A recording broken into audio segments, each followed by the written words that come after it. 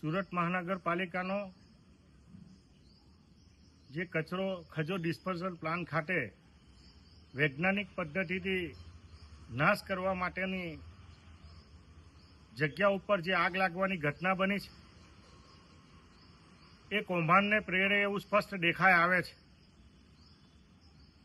આ જ ખજો ડિસ્પોઝલ પ્લાન્ટમાંથી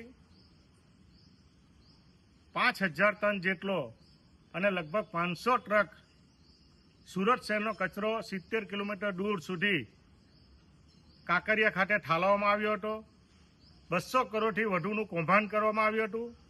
સમગ્ર બાબતની રજૂઆતો જીપીસીબી રાજ્ય સરકાર અને મહાનગરપાલિકાને કરતા રાજ્ય સરકાર અને મહાનગરપાલિકાએ એક તપાસ સમિતિ બનાવી હતી।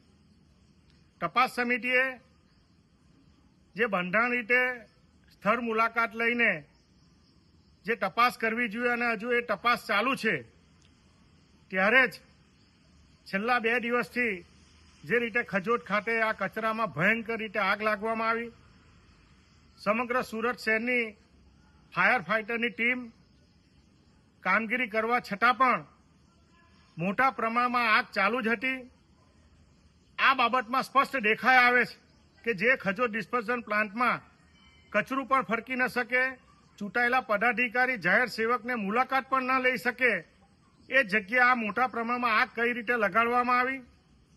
એટલે સમગ્ર બાબતમાં અમારો ચોખ્ખો આક્ષેપ છે, અમારી આશંકા છે, અમારી માંગણી છે કે આગ જાણી જોઈને આયોજનપૂર્વક લગાવવામાં આવી છે।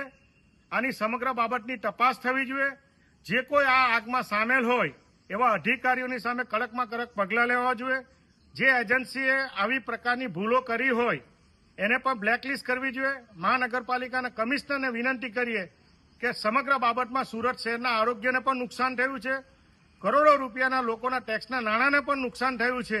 તો આ બાબતમાં સમગ્ર બાબતમાં તપાસ કરી પોલીસ ફરિયાદ પણ કરી એક એસઆઈટીની ટીમ રચના કરીને દૂધ અને દૂધનું પાણી સાબિત થાય એવી અમારા કોંગ્રેસ પક્ષ વતી અમારી લાગણી અને માંગણી છે।